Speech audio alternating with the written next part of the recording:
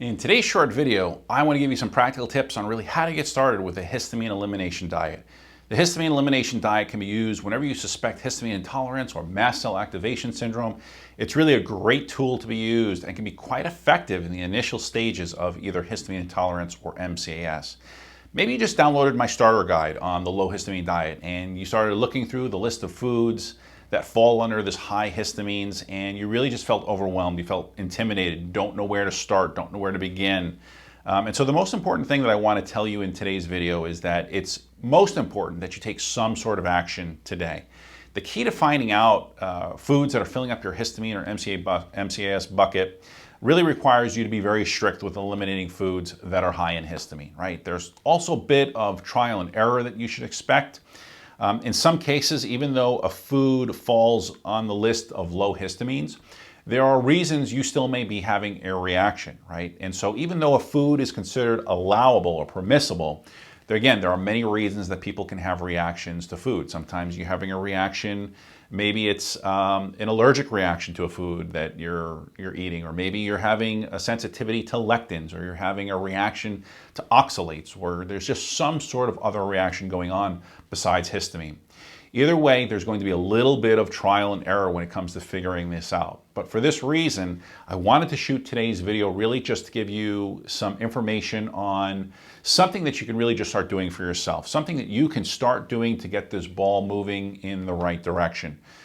Clearly, this is going to take some degree of action, but there are really three things that I really want you to know about a histamine elimination diet before you get started, right? So number one is really, there's absolutely no cheating, right? You have to just get to the mindset of saying, okay, I'm going to follow these lists of food, the low histamine foods. I'm going to not cheat. I'm going to eliminate them, right? And so I want you to know this right up front, right? In order for this to be effective, we want to minimize really as many variables as possible, right? So cheating is only going to hurt you. It's only going to interfere with you getting the most accurate response. Doesn't matter if you're celebrating a birthday, a wedding, a communion, a bar mitzvah, a funeral, or your best friend just had a baby, right? There's absolutely no cheating when you commit yourself to doing this over the next, 3 or 4 weeks, all right? Number two is that eliminating all foods, it really is not a long-term solution to correcting histamine intolerance or MCAS. I've recently uploaded a few videos on the different causes of histamine intolerance, all these things that cause your histamine MCAS bucket to fill up and overflow. And so if you haven't watched these videos, I really want to encourage you to go back and watch them, because what happens is as you begin to watch these videos, you'll begin to understand why perhaps you're not getting better. You'll start to understand that there's not one cause behind this histamine intolerance and MCAS. You'll begin to understand that just the complex nature of this, and also what's required if you are truly serious about feeling good again. Really, getting to the root cause is really the difference between having a good 6 days out of the week or feeling bad 6 days out of the week, all right? So eliminating, again, these high histamine foods is really only one trigger, if you will. It's only the tip of the iceberg, right? The third thing I want you to know is that the histamine elimination diet really requires you to remove the most common offenders from your diet for a period of 3 weeks, maybe 4 weeks, all right? But that's the good news, is that this is not something that has to be done forever, on and on and on. It's really just committing to the next 3 or 4 weeks, all right? Now again, the reason the histamine elimination diet is only 3 or 4 weeks long is that if it's done any longer, you're going to create some serious nutritional deficiencies. So with that being said, let's go through the flow and just the kind of the 3 steps that's involved in pulling this off and making this happen, all right? So step number one, it should be pretty obvious, is you want to identify the high histamine foods that you need to eliminate, right? If you're looking to identify and start the healing process from histamine intolerance and MCAS, you'll need to avoid all foods that are under this high histamine list, right? If you don't know what foods to avoid or which foods are highest in histamine, I'll leave a link in the description box in this video. It'll take you to a page on my website that literally just goes through all the foods, all the vegetables, the meats, the beverages, the spices, the preservatives, really, things that show up in that ingredient labels list that are all high in histamine, right? In this histamine starter guide that I put together, I said anytime you eliminate a high histamine food, you need to also make sure that you're finding a substitute or a replacement for that food. Those replacement foods are also, again, on my website, and again, I'll leave a description in that box if you haven't had a chance to review that newsletter and guide that I put out.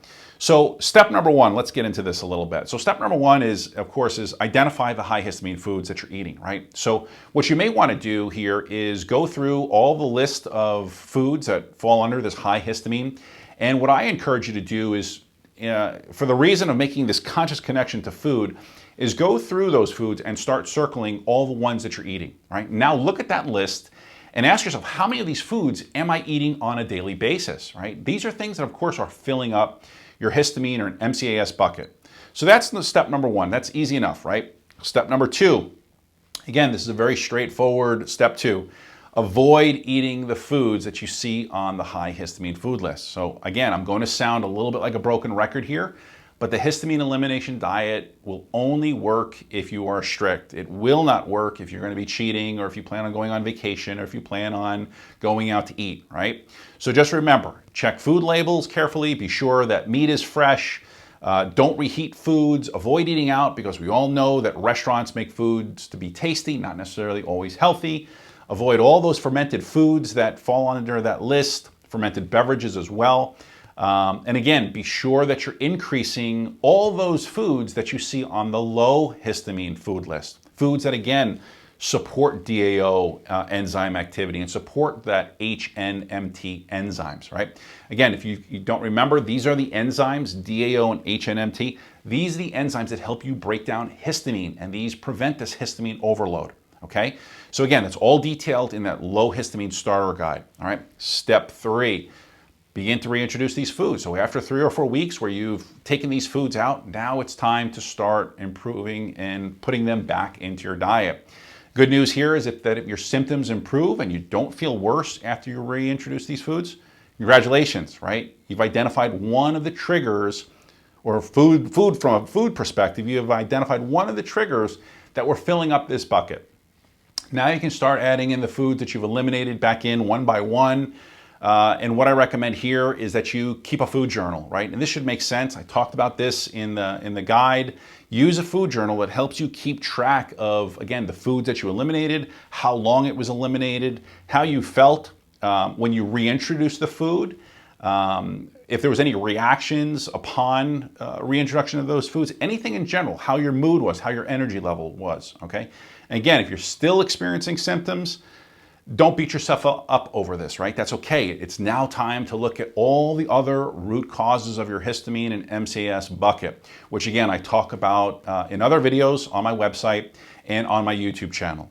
So there you go. That's really how you implement an elimination diet. I hope today's video really just provides you with some immediate direction on really how to get started with the histamine elimination diet. Again, if it still feels a little bit overwhelming and confusing, and you're not sure how to implement this correctly, or you're afraid that you may do this wrong, reach out to my office. I have a team of functional nutritionists. They can help you implement this low histamine diet and guide you through the process, as well as help you with all different kinds of recipes that will kind of make this a little bit easier for you.